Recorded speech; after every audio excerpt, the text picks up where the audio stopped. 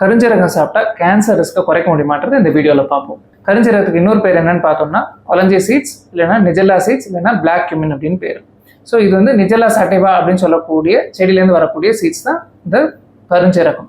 இதனோட active compound என்னன்னு பார்த்தோம்னா தைமோக்யூனோன். இதுக்கு வந்து anti accident, anti inflammatory property இருக்குது. இந்த கருஞ்சீரகம் என்ன பண்ணுதுன்னா நம்மளோட பிளட்ல இருக்கக்கூடிய பிளட் கொலஸ்ட்ரால் சொல்லக்கூடிய எல்டிஎல் அண்ட் ட்ரைக்ளிசரைட்ஸ் குறைக்கிறதுனால ஹார்ட் ஹெல்த்தை இம்ப்ரூவ் பண்ணும். பிபி அண்ட் பிளட் சுகரை ரெகுலேட் பண்ணுறதுக்கு ரொம்பவே ஹெல்ப்ஃபுல்லாக இருக்கும். ஸ்டொமக்கில் வரக்கூடிய ஹெச் பைலோரி அப்படின்னு சொல்லக்கூடிய இன்ஃபெக்ஷனுக்கு மெடிசன்ஸோட அட்ஜுவன் தெரப்பியாக யூஸ் ஆகும். டைஜஸ்டிவ் ஹெல்த் அண்ட் மெட்டபாலிசத்தை இம்ப்ரூவ் பண்ணும். அது இல்லாத ஃபைபர் கண்டென்ட் இதில் அதிகமாக இருக்கிறதுனால, ஃபுல்னஸ் கொடுக்கறதுனால வெயிட் லாஸ்க்கு ரொம்பவே ஹெல்ப்ஃபுல்லாக இருக்கும். அனிமல் ஸ்டடீஸில் வயசானவங்களுக்கு வரக்கூடிய அல்சைமர்ஸ் டிசீஸ் அண்ட் கேன்சரை வந்து இது ப்ரிவென்ட் பண்ணணும்னு ப்ரூவ் ஆயிருக்கு. பட் ஹியூமன் டேட்டா இன்னும் நம்மளுக்கு நிறைய தேவை. ஸோ எக்ஸசைஸ் இந்த கருஞ்சீரகத்தை எடுத்தால் என்னென்னலாம் நடக்கும்?